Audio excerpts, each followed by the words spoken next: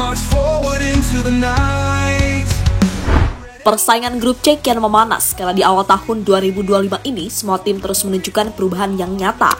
Mulai dari Bahrain yang baru saja menjuarai Piala Teluk dengan mengalahkan Irak dan Arab Saudi, Australia yang terus memperkuat lini pertahanannya usai Harry Souther mengalami cedera, hingga timnas Indonesia yang melakukan rombakan cukup besar dengan menggantikan Sinteyong dengan Patrick Kluivert. Menariknya, bukan hanya Kluivert yang datang ke Indonesia, tapi ada El Banana atau pelatih cerdas spesialis bawa tim kasta kedua Liga Belanda promosi ke Eredivisie. Dan kedatangan Alex Pastoor jelas akan membuat Indonesia memiliki dua profesor, karena sebelumnya Indonesia sudah punya Tom Haye. Melihat para tim-tim grup C semakin improve, membuat pelatih Jepang Wak Haji Moriyasu meyakini kalau di sisa laga babak round 3 ini bakal makin seru dan menegangkan.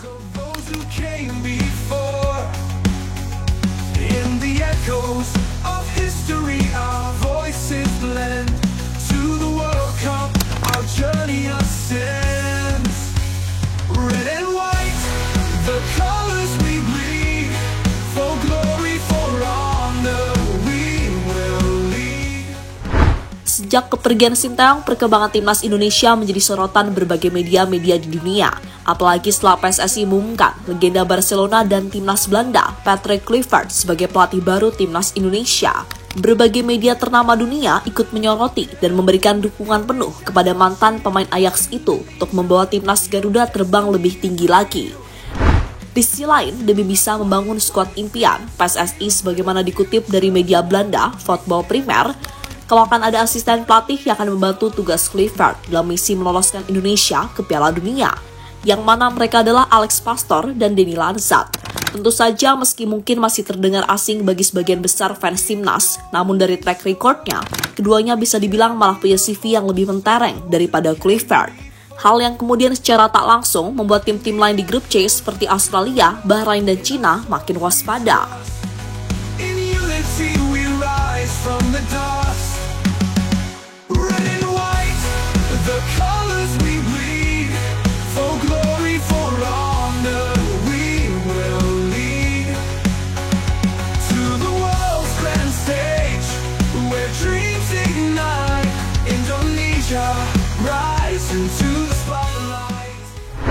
Dengan bergabungnya dua asisten timnas, Alex Pastoor dan juga Denny Lansat, tentu saja akan membuat permainan timnas akan menjadi lebih sulit ditebak.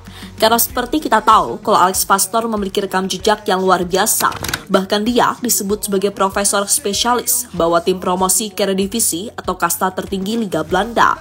Dan gabungnya Alex Pastoor sendiri akan membuat Indonesia punya dua profesor, setelah sebelumnya kita sudah punya Tom Haye. Sementara itu, secara rekam jejak, ia punya prestasi yang cukup bagus sebagai seorang pelatih, di mana ia 3 kali mampu membuat timnya promosi ke Eerste Divisie atau Liga 2 Belanda di Eredivisie. Yang mana 3 klub tersebut adalah Excelsior pada tahun 2009, Sparta Rotterdam pada 2016, dan Almere City pada 2013. Nah, dari situ bisa kita amati bersama kalau dia punya daya magis yang cukup bagus pada aspek membawa tim promosi. Dan itulah yang sejatinya bisa kita harapkan untuk bisa membawa nama Indonesia dalam tanda kutip promosi ke Piala Dunia untuk pertama kalinya. Kemudian, Alex Pastoor juga pernah melatih beberapa pemain top dalam karirnya. Salah satunya adalah Denzel Dumfries yang kini bermain untuk Inter Milan.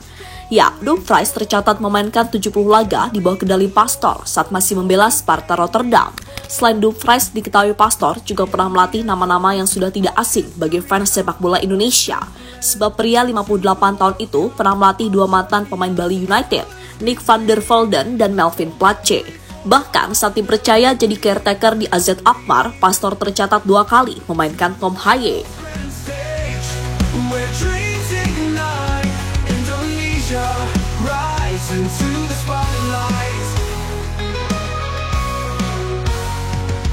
The shadows of doubt to the dawn of hope, across the oceans wide on fake-side road, with the fire of Garuda in our souls we trust, in unity we rise from the dust, with each step with... Total Football akan buat Indonesia bermain lebih menyerang. Ya, dengan latar belakang sepak bola Belanda yang kental dari Patrick Kluivert dan Alex Pastoor, kemungkinan besar mereka akan menerapkan filosofi total football dalam melatih timnas Indonesia. FYI aja nih, filosofi ini adalah filosofi yang menekankan fleksibilitas posisi, di mana pemain dapat bertukar peran selama pertandingan, serta menuntut penguasaan bola yang dominan dan pergerakan tanpa bola yang aktif. Jika menerapkan total football, formasi yang acap kali dipakai adalah formasi 4-3-3. Karena formasi ini memungkinkan keseimbangan antara serangan dan pertahanan. Dengan 3 penyerang, tim dapat menekan lawan sejak lini depan, sementara 3 gelandang memastikan kontrol di tengah lapangan. Selain itu, tim juga akan memainkan sepak bola tekanan tinggi atau high press untuk merebut bola secepat mungkin setelah kehilangannya, mirip dengan konsep gegenpressing yang populer dalam sepak bola modern. Jika sistem ini digunakan timnas, lantas seperti apakah gambaran formasi dari tim Garuda? Kita telah gambarkan nih untuk teman-teman. Dengan 4-3-3, timnas Indonesia bisa menampilkan sosok Martin Paes di posisi kiper. Dengan 2 center back bisa diisi oleh Max Hilgers dan juga Jay Itzes. Lalu dengan fullback di kiri bisa dipasang Kelvin Verdonk dan di kanan Kevin Dix. Untuk 3 gelandang, timnas bisa memakai Tom Haye, Jero Riedewald yang kata Pak Erik sudah diproses dan juga Ivan Jenner. Dengan 3 penyerang bisa diisi oleh Rafael Sturridge di kiri, Ragnar di tengah, dan oleh Romeni dari sayap kanan. Ini sih keren banget menurut Mimin, dan bukan gak mungkin jika permainan timnas sudah terjalan rapi, mereka gak akan lagi bermain full bertahan dan mengandalkan serangan balik lagi.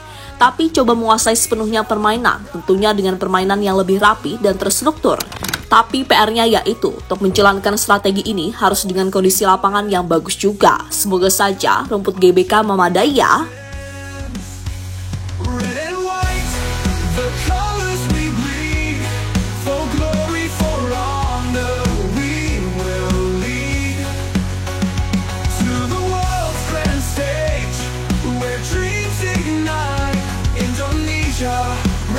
Into the spotlight with passion unbroken, with courage as our shield. Indonesia, your destiny is revealed to the 2026 fields where the future's won. We stand as one until the battle is done. Tim-tim grup C makin waspadai kejutan baru Indonesia. Di sisi lain, situasi ini pasti membuat lawan-lawan Indonesia di grup C makin waspada, sebab pastinya apa yang ditampilkan di atas lapangan pasti berbeda dari yang selama ini mereka analisis ketika timnas diasuh Sinteyong. Aroma total football Belanda yang diakulturasi gaya khas Asia yang terkenal akan fighting spiritnya yang tinggi, mungkin benar-benar akan membuat timnas Indonesia tampil lebih fresh. Kemudian soal komposisi pemain, taktik, dan lain-lain yang pernah kita bahas di video sebelumnya juga pastinya akan berbeda. Yang mana dalam hal ini yang membedakan adalah pendekatan filosofi dan gaya main. Formasi mungkin di atas kertas 4-3-3, tapi semua bisa menyesuaikan tergantung sikon. Namun soal cara bermain, akulturasi tadi adalah penggabungan sepak bola indah menyerang. Yang kemudian ketika dalam mode bertahan, para pemain yang pastinya sudah terbiasa main dengan work rate tinggi selama dipegang Sinteyong, pasti akan menampilkan gaya bertahan yang Spartan dan militan, sehingga secara garis besar, kalau semuanya bisa terrealisasikan, ya udah, timnas Indonesia akan benar-benar punya peluang besar buat lolos ke Piala Dunia. Ingat loh ya, kalau semua lancar, karena dalam sepak bola ataupun kehidupan, kita tahu pasti akan ada yang namanya cobaan yang tak diduga-duga. Ya, kalau kita semua pasti pengen yang lancar, aman, damai, sentosa, kan gitu.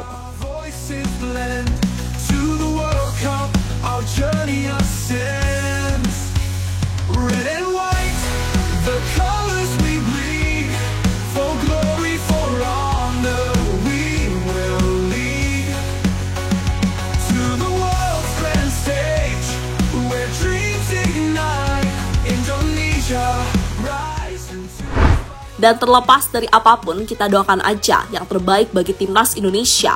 Daripada menghujat sana-sini nggak ada faedahnya, mending kita fokus, dukung dan amati sejauh mana tim ini bisa berkembang. Dan semoga saja dengan keputusan yang diambil oleh Pak Erik adalah keputusan yang tepat dan bisa membuat timnas terbang lebih tinggi lagi hingga menembus tebalnya dinding dunia.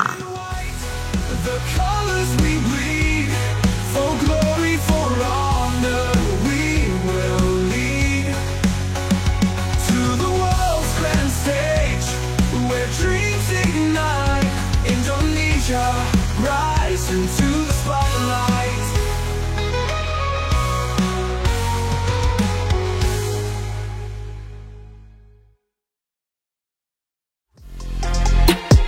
Halo, izin iklan sebentar ya guys. Jadikan ruangmu bernuansa Timnas. Temukan beragam poster dinding, sepak bola dan Timnas dengan desain menawan, kualitas premium dan harga yang tidak akan menguras kantong. Segera klik link Shopee di deskripsi video ini dan dukung Timnas dengan sepenuh hati. Mulai dari dinding rumahmu.